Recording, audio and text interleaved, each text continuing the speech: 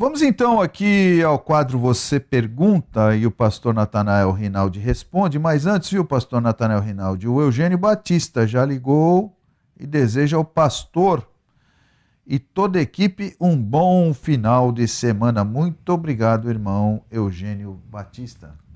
Obrigado, irmão Eugênio, por se lembrar de nós nesse particular. E também obrigado, porque o irmão a gente sabe que está plugado aí no Consultando a Bíblia diariamente. Vamos então aqui ler uma pequena introdução e em seguida perguntas aqui para o pastor Natanael Rinaldi. A introdução diz o seguinte: estabeleceu-se na cidade de Santos uma nova entidade religiosa que omite, querendo identificar-se como Igreja de Santos. Isso porque não pode haver mais uma igreja evangélica em toda a cidade. O seu nome denominacional é conhecido como Igreja Local.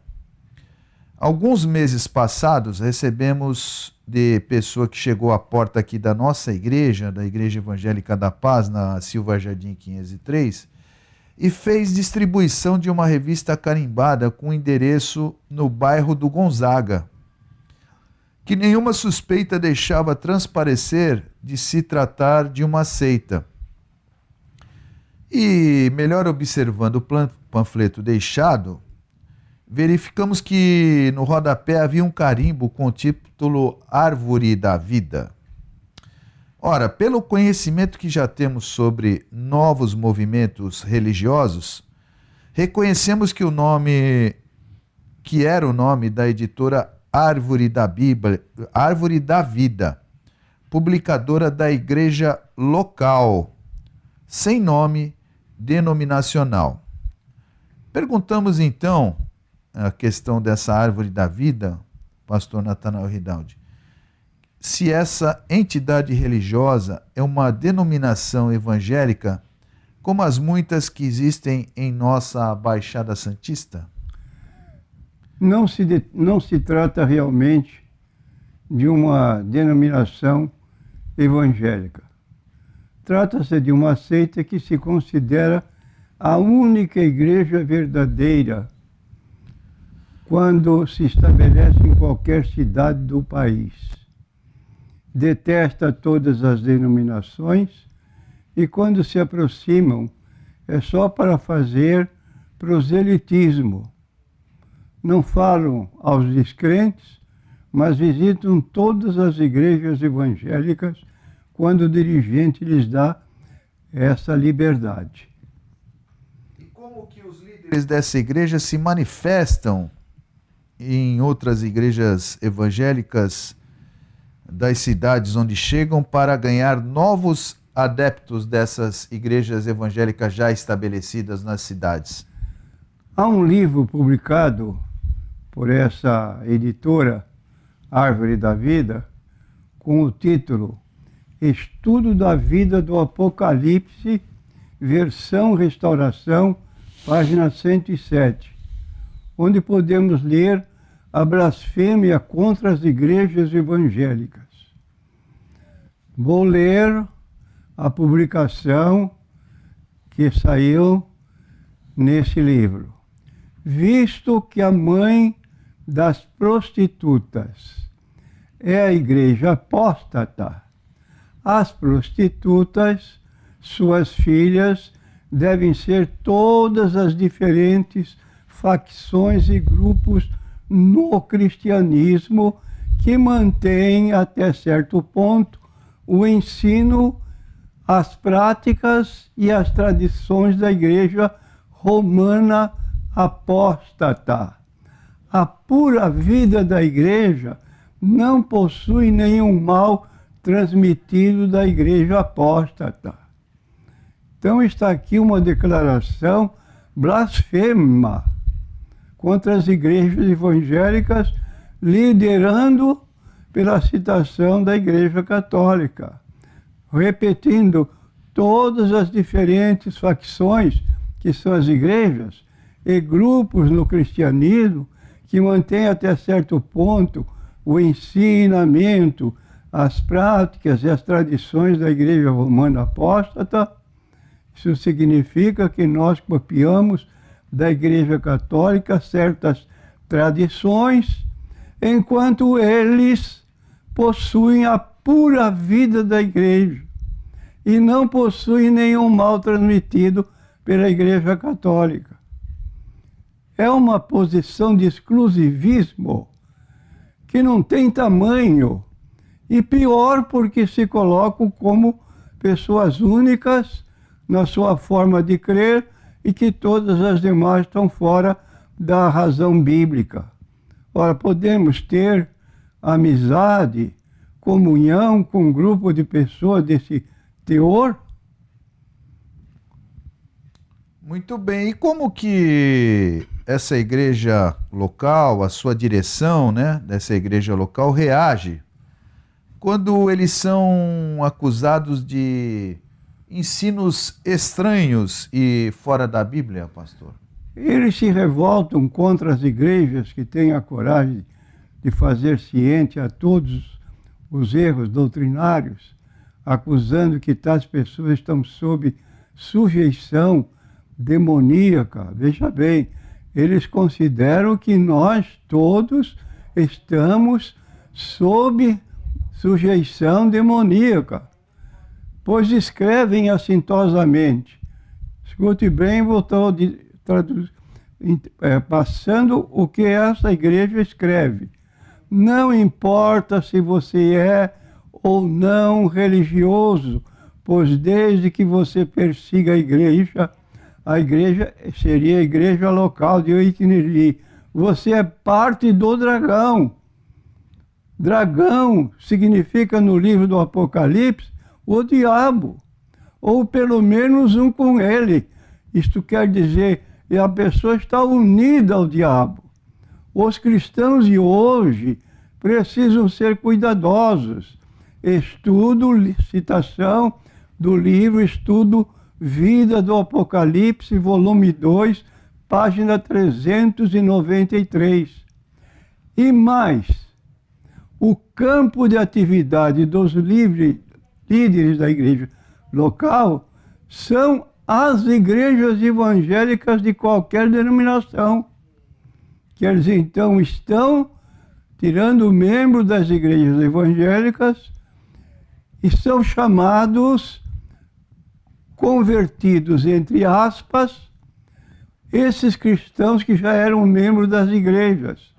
E para conseguir os novos adeptos, utilizam-se de um ônibus com o título Expo Livro Árvore da Vida. Com esses ônibus e com a inscrição Expo Livro, visitam a cidade de todo o Brasil, obtendo dos pastores regionais a autorização para visitar as igrejas situadas no campo jurisdicional desses pastores, e assim consegue entrar em todas as igrejas oferecendo livros da editora Árvore da Vida. Olha como é que age em todo o Brasil. E eu imagino chegar um ônibus numa cidade pequena, lá do norte ou de outro local no Brasil. Isso é uma novidade. E se tratar de evangélico, como se apresentam, então a novidade é maior. E aí os pastores, que não têm noção nenhuma desse movimento, cedem às igrejas para que haja, então, um tipo de doutrinamento com os livros da editora Árvore da Vida no local onde estão. Muito bem, você está sintonizado com o programa Consultando a Bíblia e você pode ligar e participar do programa 3307-4429. Ligue e participa. Faça o seu pedido de oração, a sua pergunta, o seu comentário e o pastor Natanael Rinaldi responderá, como eu sempre digo aqui, consultando a Bíblia. Vamos aqui a uma outra pergunta. sobre adivinhação. Não é profecia, é adivinhação. A pergunta diz o seguinte: a prática da adivinhação é proibida na Bíblia, pastor Natanael? É proibida na Bíblia. Está escrito: quando entrares na terra que o Senhor teu Deus te der, isso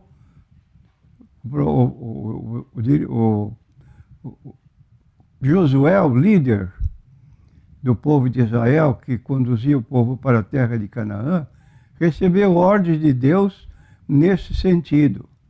Não aprenderás a fazer conforme as abominações daquelas nações, entre ti não se achará quem faça passar pelo fogo o seu filho ou a sua filha, nem adivinhador, nem prognosticador, nem agoureiro, nem feiticeiro, nem encantador, nem quem consulte a um espírito adivinhador, nem mágico, nem quem consulte os mortos. Pois todo aquele que faz tal coisa é abominação ao Senhor, e por estas abominações o Senhor teu Deus os lança fora de diante de ti. Citação do livro Deuteronômio, capítulo 18, versículos 9 a 12. E como pode ser definida a prática da adivinhação, pastor? A frase praticante da adivinhação refere-se geralmente a todo o conjunto de meios de se obter conhecimento dos deuses, independente de qualquer técnica em particular. Outra definição: a prática de tomar decisões ou predizer o futuro por meio da leitura dos sinais e dos presságios. Então aí está essa forma contrária à vontade de Deus, e quando Deus faz estas admoestações, do capítulo 18 do livro de Deuteronômio, 9 a 12, ele conclui com as palavras: perfeito serás como o Senhor teu Deus, porque o Senhor tirou os moradores da própria terra de Canaã, porque eles se davam a esses costumes pagãos. Muito bem. E pode o irmão indicar algumas categorias dessa adivinhação desde os tempos antigos? Todas as sociedades pagãs, antigas e modernas, praticavam e praticam adivinhação. As pessoas nessas sociedades sabiam que viviam em um mundo de deuses, entre aspas, e de seres espirituais, e que precisavam de meios de obter informações sobre os espíritos que supostamente criavam o bom e o mau destino. Várias técnicas foram desenvolvidas para obter esse conhecimento, e não há limite lógico para a variedade de técnicas que podem funcionar.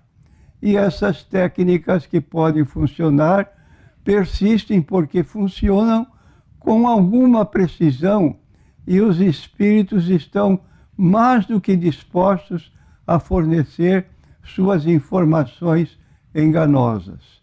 É por isso que diz o apóstolo Paulo que o Deus deste século cegou o entendimento dos incrédulos para que a luz do Evangelho não brilhe sobre eles.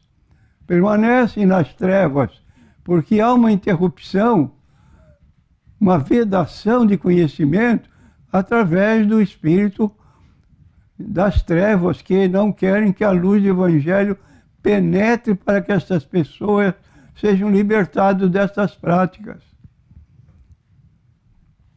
Muito bem. E que tipo de espíritos são esses, considerando que os espíritos são divididos em duas partes? Os anjos, que têm por incumbência, segundo a Bíblia, servir aos cristãos, como lemos em Hebreus 1, 13 e 14, que diz: e a qual dos anjos disse jamais, assenta-te à minha destra, até que ponha a teus pés inimigos por escabelo de teus pés.